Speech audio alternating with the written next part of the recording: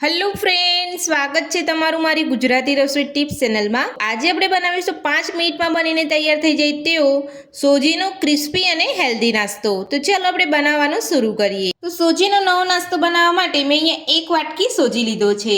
તો તમારા ઘરમાં રહેલો કોઈ પણ માપ એક તમારે અહીંયા સેટ કરી લેવાનું છે। તો સૌથી પહેલા આપણે નાસ્તો બનાવવા માટે સોજીને કૂક કરીશું। તો સોજીને કૂક કરવા માટે મેં અહીંયા ગેસ ઉપર એક કઢાઈ રાખી છે। તો કઢાઈની અંદર સૌથી પહેલા જે વાટકીના માપે આપણે અહીંયા સોજી લીધો હતો તે વાટકીના માપે આપણે 2 ગણું પાણી લઈશું, એટલે કે 2 વાટકી પાણી લઈશું। તો તમે અહીંયા 1 વાટકી સોજી લો છો તો તમારે 2 વાટકી પાણી લેવાનું છે। તો હવે આપણે તેની અંદર મસાલા ઉમેરીશું। તો સૌથી પહેલા મેં 1 ચમચી જેટલા ઝીણા સમારેલા લીલા મરચાં લીધા છે। તો મરચાંનું પ્રમાણ તમે તમારા ટેસ્ટ પ્રમાણે વધતું ઓછું કરી શકો છો। 1 ચમચી જેટલી આદુની પેસ્ટ લીધી છે, સાથે 1 ચમચી જેટલા રેડ ચીલી ફ્લેક્સ લીધા છે। તો હવે આપણે તેની અંદર લીલા ધાણા ઉમેરીશું, સ્વાદ પ્રમાણે મીઠું ઉમેરીશું। તો બધા મસાલા આપણે અહીંયા પાણીની અંદર ઉમેરી લીધા છે। તો હવે આપણે પાણીની અંદર એક ઉભરો આવવા દઈશું અને ઉભરો આવે ત્યારબાદ આપણે સોજીને કૂક કરી લઈશું।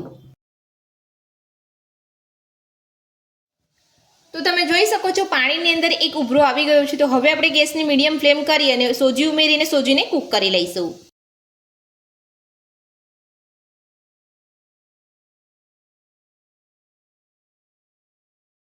તો આ રીતે સોજી ઉમેર્યા પછી તમારે હલાવતા જઈ અને 2 થી 3 મિનિટ માટે સોજીને કૂક કરી લેવાનો છે।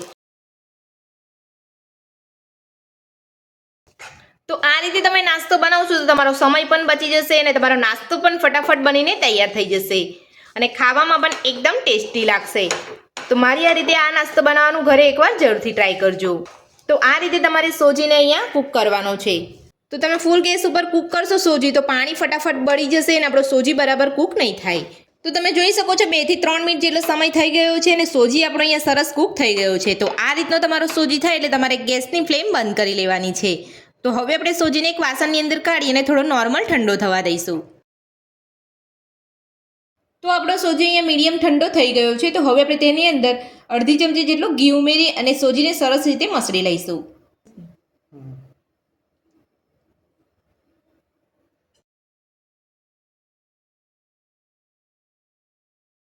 ઘી ઉમેરીને આપણે સોજીને મસળી લીધો છે। તો હવે આપણે તેની અંદરથી નાસ્તો બનાવીશું।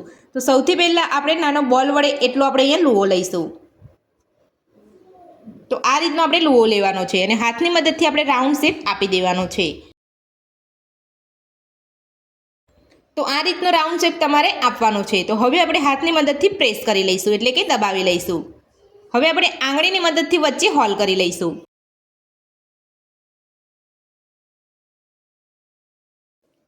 તો આ રીતનો શેપ તમારે નાસ્તાનો આપી દેવાનો છે।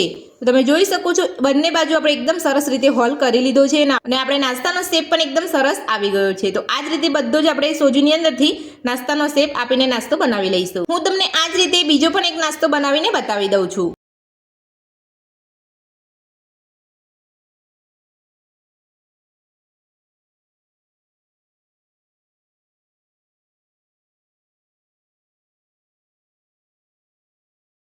તો બધા જ સોજીમાંથી આપણે નાસ્તાનો આકાર આપી અને આપણે અહીંયા નાસ્તો બનાવી લીધો છે। તો જ્યારે તમે નાસ્તાની અંદર આંગળી વડે હોલ પાડો તો હોલ પાડ્યા પછી તમારે નાસ્તાને હાથ વડે દબાવવાનો નથી અને સાથે જ તમારે અહીંયા નાસ્તાની અંદર કોઈ પણ જગ્યાએ તમારે ક્રેક ના હોવી જોઈએ। જો તમે નાસ્તાને દબાવી દેશો અને ક્રેક રહેશે નાસ્તામાં તો તમારો નાસ્તો અહીંયા ફૂલે નહીં। તો હવે આપણે બધા જ નાસ્તાને તળી લઈશું। તો નાસ્તાને તળવા માટે આપણે પહેલેથી જ અહીંયા તેલ ગરમ કરવા મૂકી દીધું હતું અને તેલ આપણું અહીંયા ગરમ થઈ ગયું છે। તો હવે આપણે નાસ્તાને તળી લઈશું। તો આ રીતે તમારે નાસ્તાને તળતી વખતે ગેસની ફ્લેમ મીડિયમ રાખવાની છે, તમારે ફૂલ ગેસ ઉપર નાસ્તાને નથી તળવાનો। તો જેટલો તમારો નાસ્તો તેલમાં આવે એટલો નાસ્તો તમારે અહીંયા લઈ લેવાનો છે। તમે જોઈ શકો છો નાસ્તો તેલની અંદર મૂક્યા પછી અહીંયા બબલ્સ બહુ જ થઈ ગયા છે। તો બબલ્સ આપણા ઓછા થાય ત્યારબાદ આપણે નાસ્તાને પલટાવીશું। તો નાસ્તામાં અહીંયા થોડા બબલ્સ ઓછા થઈ ગયા છે। તો હવે આપણે નાસ્તાને પલટાવી લઈશું।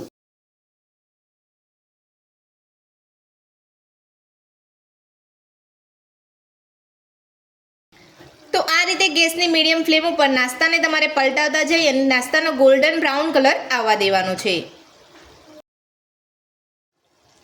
તો તમે જોઈ શકો છો નાસ્તાનો અહીંયા સરસ ગોલ્ડન બ્રાઉન કલર આવી ગયો છે. તો હવે આપણે નાસ્તાને કાઢી લઈશું. તો આ રીતનો ગોલ્ડન બ્રાઉન કલર આવે નાસ્તાનો ત્યાં સુધી આપણે નાસ્તાને તળવાનો છે. તો હવે આપણે નાસ્તાને કાઢી લઈશું. અને તમે જોઈ શકો છો દેખાવમાં જ એકદમ સરસ ક્રિસ્પી અહીંયા દેખાઈ રહ્યો છે. તો આ જ રીતે આપણે બધો નાસ્તો તળી લઈશું. તો એ જ રીતે આપણે ગેસની મીડિયમ ફ્લેમ ઉપર બીજો નાસ્તો પણ તળી લઈશું.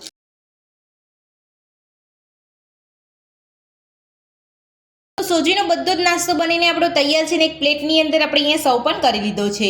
અને તમે જોઈ શકો છો નાસ્તો આપણો એકદમ સરસ ક્રિસ્પી બન્યો છે. તો તમને અહીંયા અવાજ પણ આવશે.